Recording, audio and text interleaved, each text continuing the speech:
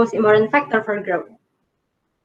Kutipan ini merupakan pernyataan dari Shinzo Abe, seorang Perdana Menteri Jepang yang juga dikenal sebagai pencanang dari konsep Society 5.0. Dalam sekali dengar, saya rasa setiap orang pun akan menyetujui kalimat tersebut. Namun sesungguhnya apa sih yang dimaksud dengan hope atau harapan oleh Shinzo Abe dalam konteks kali ini?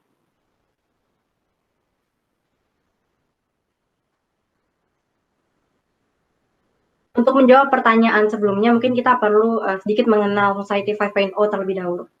Pada intinya, Society 5.0 membawa ide pada bagaimana optimalisasi dari teknologi informasi dapat meningkatkan kesejahteraan manusia. Dan hal ini meliputi pada bagaimana Society 5.0 diharapkan menjadi wadah yang inklusif, sehingga dapat menjaring partisipasi aktif dari setiap anggota masyarakatnya. Tak terkecuali perempuan. Seperti yang dikatakan oleh Shinzo Abe pada kutipan berikut ini. Ia berharap bahwa Jepang dapat menjadi tempat di mana perempuan dapat bersinar, dapat mengoptimalisasi potensi mereka di Society 5.0 ini. Namun apabila kita melihat pada realitas yang ada, relasi antara teknologi dengan perempuan masih menjadi sesuatu yang problematik. Internet masih menjadi tempat yang tak aman bagi mereka. Internet masih menjadi tempat yang syarat akan kekerasan yang pada umumnya menargetkan mereka. Dan hal ini menimbulkan pertanyaan baru. Apakah Society 5.0 dapat benar-benar membuat perempuan mengoptimalisasi potensi mereka di tengah hambatan yang ada?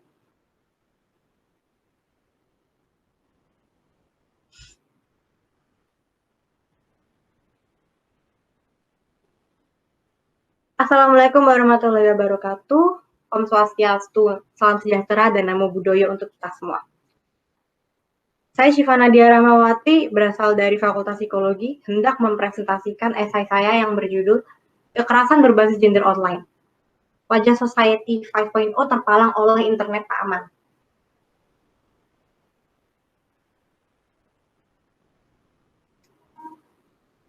Dan baru-baru ini terdapat sebuah fenomena yang menggegerkan media sosial, berupa video intim yang dikabarkan melibatkan seorang artis nama Indonesia yang bernama Gisel. Gisel pun kemudian menerima serangan bertubi-tubi dari warganet. Namun sungguhnya apabila kita melihat ini dari kacamata gender, Gisel merupakan pihak yang paling dirugikan. Ia adalah korban dari kekerasan berbasis gender online atau KBGO berupa revenge porn. Apa itu revenge porn dan apa itu KBGO? Kita akan membahas itu pada slide berikutnya.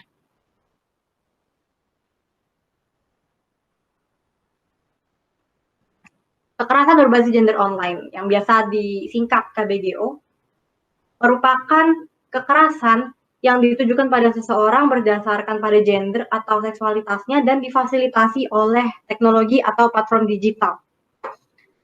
Nah, secara singkat KBGO ini merupakan cybercrime berbasis cybercrime yang berdasarkan pada gender atau seksualitas seseorang. Sementara cybercrime sendiri adalah kejahatan digital yang terdiri dari 4 dimensi. Yang pertama adalah cyber harassment atau pelecehan daring. Yang kedua adalah cyberbullying atau perundungan daring. Yang ketiga adalah cyber hacking atau peretasan daring. Dan yang keempat adalah cyber stalking atau penguntitan daring. KBGO ini menjadi salah satu ancaman terbesar bagi seseorang yang berselancar di dunia maya. Ini juga menciptakan rasa tidak aman. Jadi, apabila kita hendak menjawab pertanyaan yang tadi sempat saya ajukan di awal, apakah mungkin Society 5.0 dapat mengoptimalisasi potensi perempuan?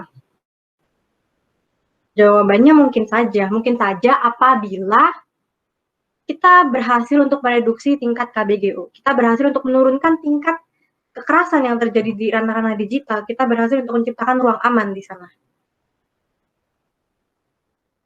Dan itu menjadi tanggung jawab kita bersama.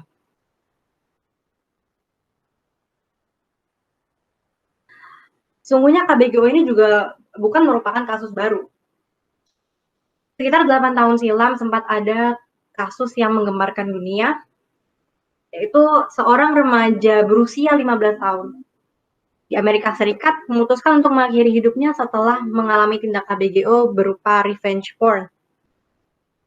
Kasus ini sempat membuka mata banyak orang pada bagaimana kekerasan daring ternyata sama destruktifnya dengan kekerasan yang terjadi di dunia nyata.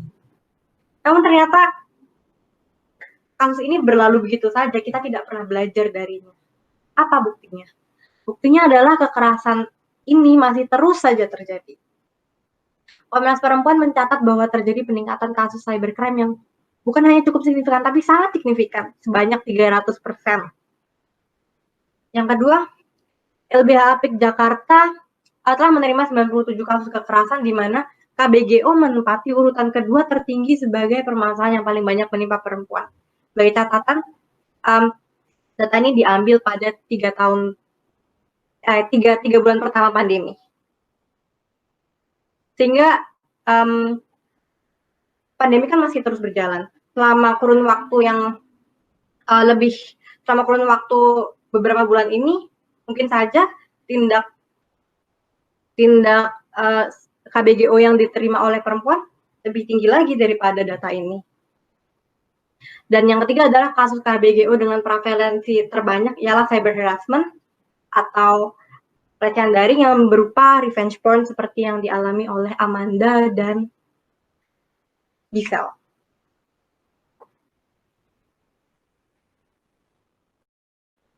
Nah, mungkin ada beberapa dari kita yang berpikir bahwa KBGO hanya menimpa kalangan tertentu saja, mungkin kalangan orang-orang yang kalangan perempuan minoritas, mungkin juga kalangan selebriti, mungkin kalangan perempuan lemah, perempuan yang dianggap lemah karena kita mungkin berpersepsi bahwa dia bisa menjadi target empuk.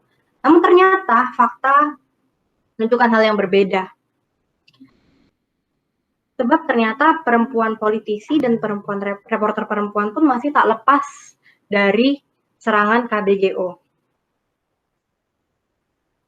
Pada dunia jurnalisme sendiri misalnya, KBGO merupakan hal yang cukup umum terjadi pada reporter perempuan.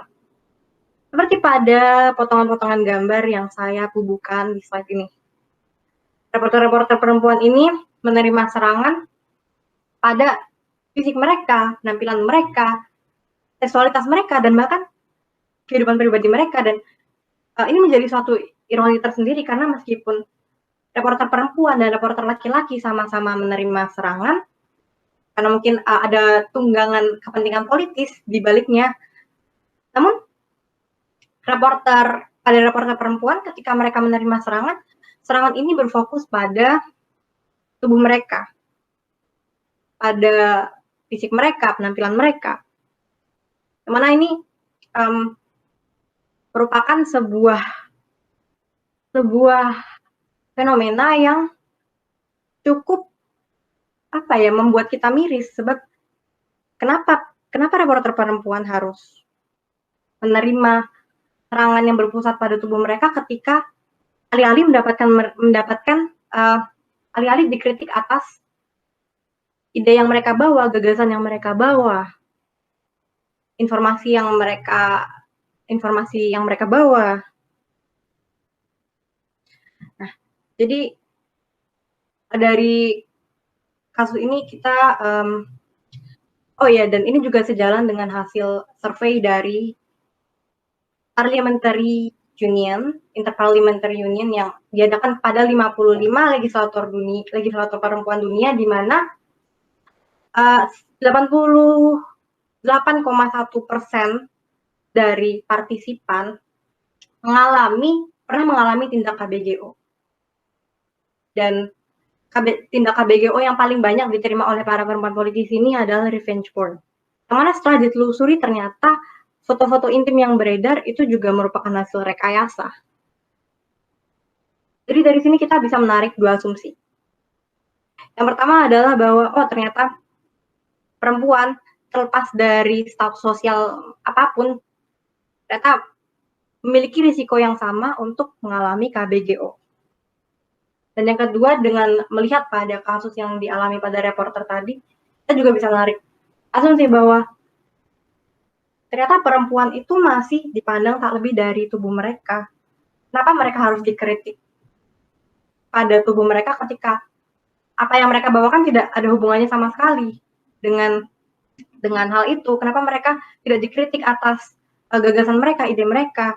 Sehingga ini sebenarnya merupakan cerminan pada apa yang terjadi pada realitas sesungguhnya. Perempuan masih jadi makhluk kelas 2 yang tidak yang dipandang tidak lebih dari penampilannya saja.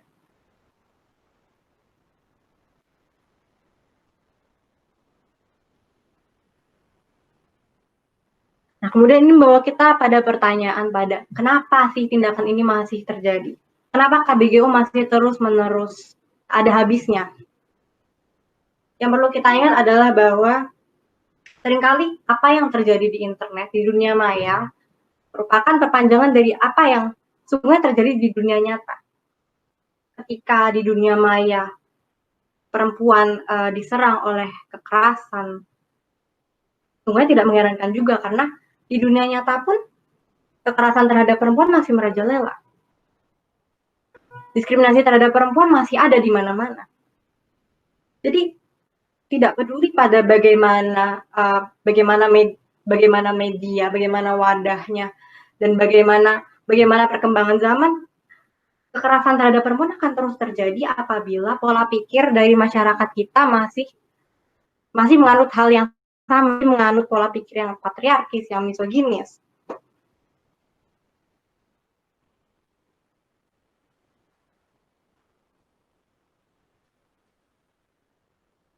Dan dampaknya pun tidak main-main.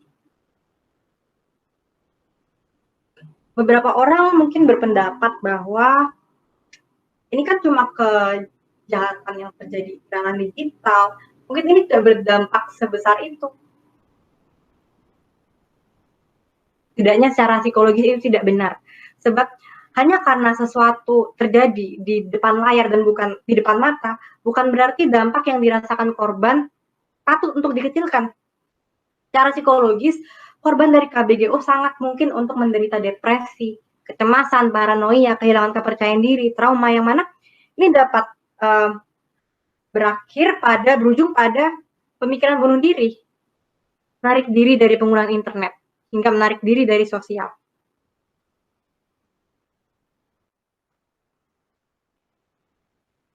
Nah, dampak yang dihasilkan dari KBGO tersebut tidak dapat diremehkan. Sebab dari dampak-dampak tersebut sebenarnya merupakan hasil dari rasa tidak aman yang dirasakan oleh korban. Dan kita tahu bahwa rasa tidak aman merupakan sesuatu yang amat tidak mengenakan sebab dapat menghambat kita untuk mencapai potensi kita, untuk beraktivitas bagaimana kita keseharian kita.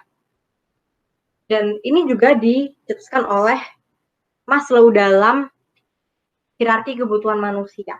Mana pada piramida ini ada tingkatan-tingkatan kebutuhan manusia dari yang paling mendasar hingga yang paling tinggi. Kebutuhan akan rasa aman merupakan salah satu kebutuhan mendasar yang diperlukan manusia sebelum mencapai kebutuhan-kebutuhan di atasnya. Kebutuhan paling tinggi dari piramida Maslow adalah self-actualization. Diri yang mana ini merupakan bagaimana seseorang dapat merealisasikan potensinya, bagaimana dia mampu untuk memenuhi dirinya dan melakukan aktivitas sebaik-baiknya. Ini akan sulit untuk terjadi apabila kebutuhan akan rasa aman saja masih belum terpenuhi. Dan apabila kita membicarakan ini dalam konteks internet dan KBGO, korban-korban KBGO, mereka sangat tereduksi haknya atas rasa aman. Yang bahkan dapat menyebabkan mereka mengurangi penggunaan internet atau benar-benar keluar dari penggunaan internet.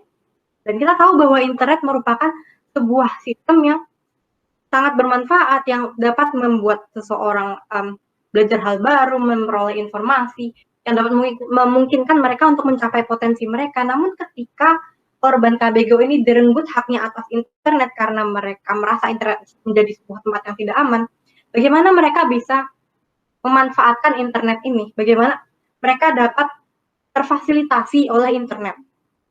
Dan bukan hanya di internet saja, korban-korban KBGO yang hingga mengalami dampak-dampak psikologis ini, mereka bukan hanya tidak bisa beraktualisasi diri dari internet, tapi mereka juga akan terhambat untuk beraktualisasi diri dari aspek manapun apabila mereka merasa tidak aman. So, kita tahu bukan bahwa rasa tidak aman yang diciptakan di internet bukan hanya terjadi di internet, tapi rasa tidak aman itu terbawa sampai kita beraktivitas sehari-hari, sampai kita berada di dunia nyata.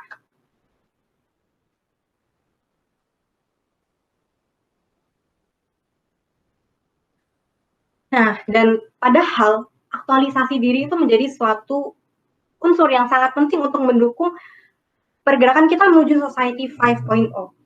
Yang mana Society 5.0 ini menekankan pada penggunaan teknologi informasi untuk meningkatkan kesejahteraan anggota masyarakat.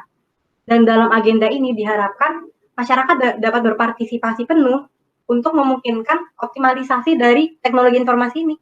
Namun apakah ini mungkin untuk terjadi apabila teknologi informasi ini saja masih menghadirkan rasa tidak, sehingga masyarakat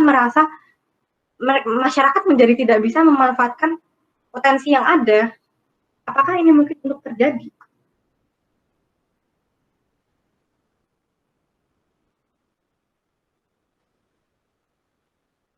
Nah, jadi sudah menjadi tanggung jawab kita bersama untuk mewujudkan Society 5.0 yang ramah gender. Society 5.0 yang dapat memberi rasa aman bagi masyarakat yang berpartisipasi di dalamnya. Society 5.0 yang memberi wadah bagi masyarakat untuk dapat beraktualisasi diri tanpa harus sembunyi-sembunyi dari risiko kejahatan. Namun kita tahu untuk sampai pada tahap tersebut merupakan sesuatu yang tidak instan. Apalagi jika kita membicarakan KBGO, itu kan merupakan permasalahan yang sistemik yang sudah dibangun selama sangat lama di masyarakat kita dan diturunkan dari generasi ke generasi. Jadi apabila kita mau membenahi ini, kita harus berangkat dari akarnya. Saya memiliki 2 rekomendasi untuk memecahkan masalah ini. Yang pertama adalah literasi digital. Kedua solusi ini diharapkan dapat ditujukan pada generasi muda, dapat diterapkan pada kurikulum sekolah nasional. Sebab kita perlu untuk menanamkan informasi-informasi yang dapat membuat mereka untuk lepas dari pandangan-pandangan yang mengakar di masyarakat tadi, dan pada bagaimana mereka memandang baik dan buruk moralitas mereka itu sejak mereka masih dalam usia dini. Yang pertama, literasi digital. Literasi digital ini sangat diperlukan mengingat bahwa saat ini internet sudah menjadi kebutuhan yang amat krusial. Dan internet di sisi lain juga merupakan pisau bermata dua yang apabila kita tidak bisa memanfaatkannya dengan baik dan benar, internet hanya akan menciderai kita. Jadi literasi digital merupakan sesuatu yang penting untuk ditanamkan kepada anak-anak bangsa, pada bagaimana mereka dapat mengonsumsi dan memproduksi konten secara positif. Bagaimana mereka mampu untuk berpartisipasi secara positif di internet, dan pada bagaimana mereka mampu mendeteksi ketika mereka sudah menjadi korban kekerasan di internet. Sehingga mereka dapat mengoptimalisasi penggunaan internet dengan sebaik-baiknya dan menjadi salah satu potensi yang diperlukan dalam membangun Society 5.0. Yang kedua adalah edukasi seksual dan gender. Edukasi seksual dan gender ini diperlukan untuk memotong diskriminasi yang ada pada masyarakat kita. Edukasi seksual dan gender dapat diterapkan sedini mungkin pada anak-anak karena pada usia dini mereka masih memiliki gambaran yang kaku pada bagaimana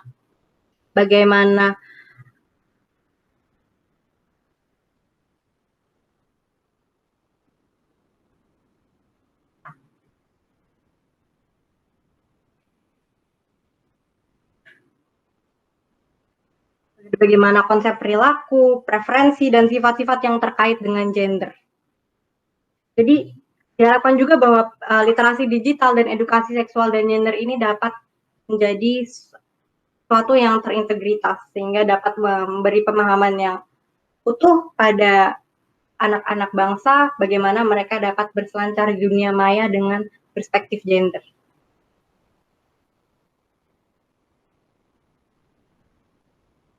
Kita sudah sampai di ujung presentasi.